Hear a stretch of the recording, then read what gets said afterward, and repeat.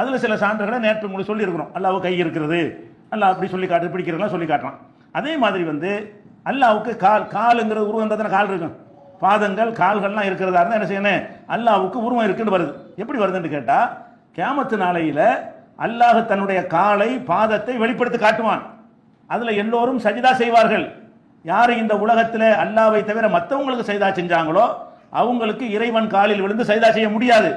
யார் அல்லாஹ்வுக்கு மாத்திரம் சஜிதா செஞ்சார்களோ அவர்கள் தான் சஜிதா செய்வார்கள். நம்ம அல்லாஹ்வை மனசால் நினைத்து கொண்டு பெருந்தரையில் திறந்தாழ்த்துகிறோம்.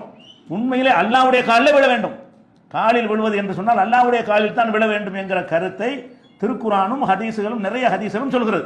அதுக்கு ஒரு உதாரணம் சொல்வதாக இருந்தால் 68வது வசனத்தில் 42வது வசனத்தை நீங்கள் எடுத்து பாருங்கள். யோமை குஷப் அன்சாக்கின், பாதங்கள் வெளிப்படுத்தப்படும், பாதம் வெளிப்படுத்தப்படும்.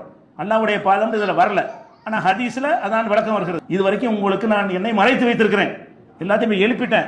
இனிமேல் பரிசு கொடுக்கக்கூடிய ஒரு உலகம் இந்த உலகத்துக்கு நீங்கள் வந்துவிட்ட காரணத்தினால் இப்போ என்னை என்ன செய்ய, முதல்ல எனக்கு ஒழுங்க சஜிதா என்னை பார்க்காமலேயே என்னை மனதில் நினைத்து சஜிதா செய்தீர்கள். இப்போ எனக்கு செய்தா சிரம் பணிதல் அல்லாஹ்வைய என் காலில் விழுங்கள் என்று அல்லாஹ் சொல்லுவான்ங்கிற கருத்தை 68வது சூறாவில் 42 வசனத்தை நீங்கள் பார்க்கலாம். இந்த வசனத்தை பற்றி நபிகள் நாயகம் ஸல்லல்லாஹு அலைஹி வஸல்லம் அவர்கள் விளக்குறார்கள். எப்படி செய்யறாங்கன்னா, யக்ஷிஃபு ரப்புனா அன் சாக்ஹி, இது கால் வெளிப்படுத்தப்படும் தான் இருக்கிறது, அல்லாஹ்வுடைய கால்னு வரல வசனத்தில். ஆனால் நபிகள் நாயகம் ஸல்லல்லாஹு அலைஹி வஸல்லம் இந்த ஆயத்தை விளக்குறாங்க. எப்படி, யக்ஷிஃபு ரப்புனா அன் சாக்ஹி, இறைவன் தன்னுடைய பாத, ரப்புனான்னு வருது, எங்கள் இறைவன், நமது இறைவன் தன் பாதத்தை வெளிப்படுத்தி காட்டுவான்.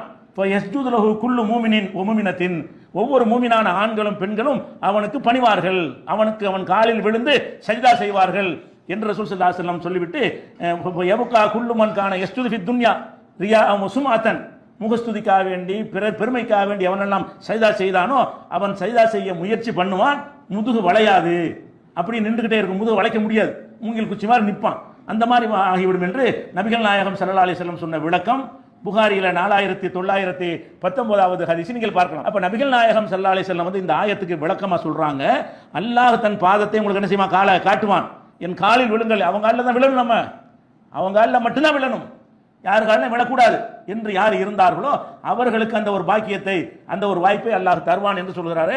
இது என்ன இலக்கிய அர்த்தமா, இது வேற வியாக்கியானம் கொடுக்குற உருவகமான அர்த்தமா? நேரடி அர்த்தம் இதுதான். அல்லாஹ் காலை காட்டுவான், காலில் விழுவீங்க என்று அல்லாஹ்வும் சொல்லிவிட்டான், ரசூலும் சொல்லிவிட்டார்கள். அப்போ ஒண்ணும் இல்லாதவன் இறைவன் எப்படி